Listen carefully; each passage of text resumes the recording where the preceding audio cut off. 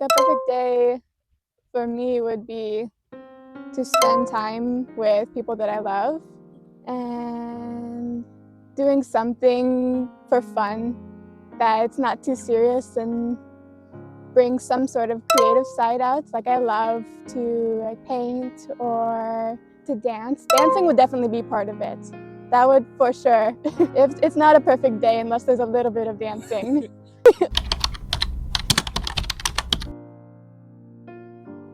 That's a hard question because sometimes your heart tells you to do things that aren't helpful.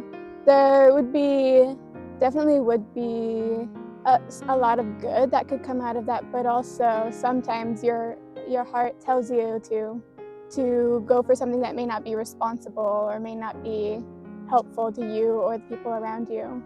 So it's dangerous. Could be very good, but could also be hurtful. That's hard to say. Probably depends on the person. Yeah, consider like where your heart is at, because not everyone's heart is in the right place. So I think if your heart is for the good of the people around you, yes, follow your heart. Yes, do the things that you believe are good for you and your community. But if you look in and you find some selfishness in your heart, I think sometimes following your heart can be dangerous. I think just the more I meet different people definitely changes my point of view and how I see the world. The more I meet people that have different points of view from me, the more I meet people who grew up differently than me, definitely changes my point of view of the world. Like if I only am ever around people that are like me or people that believe the same things that I believe, then I'm only ever gonna stay in my little bubble. But I think for me, it's always been helpful to meet people who are much different than me. Like if I meet somebody who has a different culture than I do, then I get to see like the beauty of their culture as well as mine and see how they can go together rather than only seeing how my culture is beautiful. I mean, I think I've been learning a lot of things. I'm in my 20s, so I'm learning all sorts of things. I think I've been learning how to trust myself more in this season of my life, how to allow myself to make bigger decisions and be okay if it doesn't turn out right. And I think I'm just learning to trust myself more in like figuring out who I am and what I believe. And yeah, because I think I spent a lot of my life trying to do and say the right thing or like align with whatever I felt like other people would say is right. So now as I'm getting older, I'm starting to learn what feels right to me. And I'm learning to trust that who I am is like what makes me feel most at peace is I believe in a God that like is watching over me, and so that makes me feel at peace knowing that there's somebody who loves me and knows the best for me is there looking out for me. That gives me a lot of peace, knowing that I don't have to be in control all the time and that I can just let things go and be okay, knowing that somebody else kind of has it going.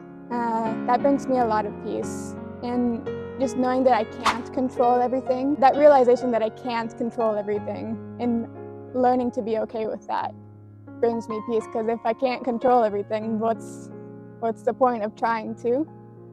You can control things that are a few things in your life, but there's so much that we can't control, and so we gotta let it go for the things that are just too much.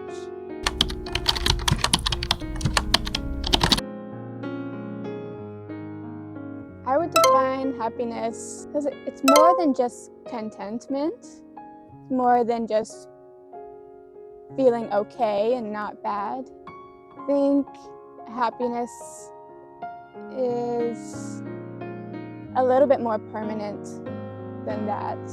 Like, if you are a truly happy person, you're able to find the good in a hard situation. And I think you're able, like a happy person will be able to share that point of view with the people around them and to bring a form of happiness, kind of like an infectious happiness to people around them. Their happiness just spreads to the next person and that'll spread to the next person. But that can be hard to come by. There's a lot of hard things in this world. I think happiness might look different for different people, depending on like what your life looks like. But I think for everyone, it requires some sort of gratitude, no matter what you have in your life. Because if you're not grateful for the things that you have already, you're not going to be more happy if you get something else. Like if you're lacking money or the kind of relationship you want or whatever it is, you're not going to be more happy once you get those things, because you have to learn to be grateful for the things that you already have.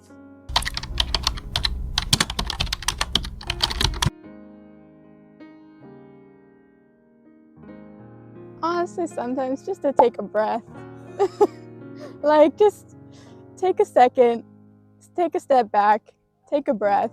As there's so often we like jump to action when we're angry or when we're most passionate, and that can result in some unhelpful, I don't know the exact wording I'm trying to say, but often we need time to process and to let our emotions come down a little bit so that we can check in with ourselves and our values and what we really believe before we take action. But yeah, so take a second, take a breath, look around you, get a different perspective.